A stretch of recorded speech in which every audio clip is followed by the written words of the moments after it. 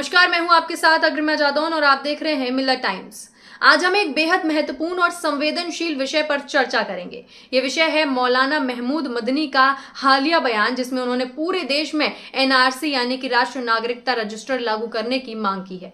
मौलाना महमूद मदनी जो जमीयत उलेमा ए हिंद के महासचिव हैं, उनका कहना है कि बयान कई मायनों में जो है महत्वपूर्ण रखता है। आपको याद होगा कि 2019 में भी उन्होंने एनआरसी के बारे में अपनी राय व्यक्त की थी। तब उन्होंने कहा था कि उन्हें एनआरसी से कोई दिक्कत नहीं है। ये बयान कई लोगों के लिए चौंकाने वाला था, क्योंकि एनआरसी एक ऐसा मुद्दा है जो देश में काफी विवाद का विषय बना हुआ है। एनआरसी की प्रक्रिया का उद्देश्य नागरिकता को प्रमाणित करना है, लेकिन इसके साथ ही यह भी सुनिश्चित करना है कि कोई भी नागरिक अपनी पहचान खो न दे। असम का हालिया मामला।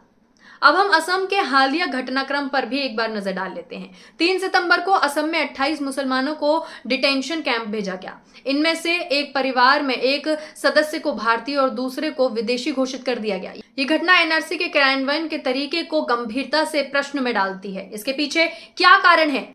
क्या ये केवल दस्तावेजों की कमी है या फिर ये किसी अन्य पूर्वाग्रह का परिणाम है? मौलाना महमूद मदनी का दृष्टिकोण भी इस पर हम जान लेते हैं। तो देखिए, मौलाना महमूद मदनी का ये कहना है कि उन्हें एनआरसी से कोई दिक्कत नहीं है। वास्तव में एक व्यापक दृष्टिकोण को दर्शाता है। उनके अनुसार एनआरसी का सही तरीके से लागू होना बहुत जरूरी है, ताकि नागरिकों की पहचान का सही निर्धारण हो सके। लेकिन यह भी महत्वपूर्ण है कि इस प्रक्रिया में किसी भी तरह का भेदभाव ना हो। वे बार बार इस बात पर जोर देते हैं कि नागरिकता का मुद्दा सभी भारतीयों के लिए समान होना चाहिए, चाहे उनकी जाति, धर्म या समुदाय कुछ भी हो।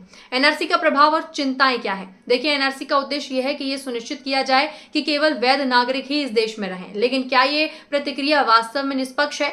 विशेषज्ञों का मानना है कि एनआरसी के क्रियान्वयन के पीछे कई सामाजिक और राजनीतिक कारक काम कर रहे हैं। इससे पहले असम में एनआरसी को लागू करने के बाद लाखों लोगों को अपने नागरिकता प्रमाण पत्र पाने में दिक्कत आई थी।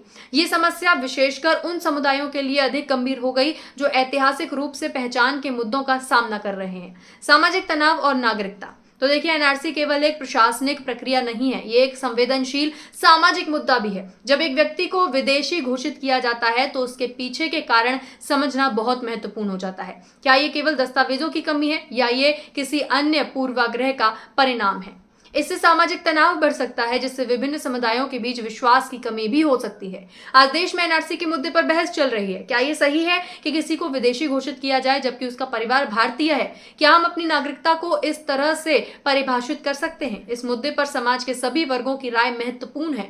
मौलाना महमूद मदनी के बयान ने हमें इस विषय पर फिर से विचार करने के लिए प्रेरित कर दिया है और मजबूर कर दिया है। हमें सुनिश्चित करना होगा कि एनआरसी एक ऐसा उपकरण बने जो नागरिकता को साबित करने का सही और निष्पक्ष तरीका हो। अब ये जानना भी जरूरी है कि आम जनता एनआरसी के बारे में क्या सोचती है। क्या लोग इस प्रक्रिया को पारदर्शिता और न्यायपूर्ण मानते हैं? क्या वे महसूस करते हैं कि एनआरसी के लागू होने से उनके अधिकारों को खतरा हो सकता है? तो दोस्तों, आपको क्या लगता है? क्या एनआरसी को पूरे देश में लागू करना सही है? क्या करना चाहिए? क्या यह सही है कि किसी को विदेशी घोषित किया जाए जबकि उसका परिवार भारतीय है? अपने विचार कमेंट्स में साझा जरूर करें और इस वीडियो को लाइक और शेयर करना ना भूलें। साथ ही हमारे चैनल मिलत टाइम्स को सब्सक्राइब भी करें। धन्यवाद। मिलत टाइम्स को जारी रखने और मजबूत बनाने के लिए हमारी आर्थिक सहायता कीजिए।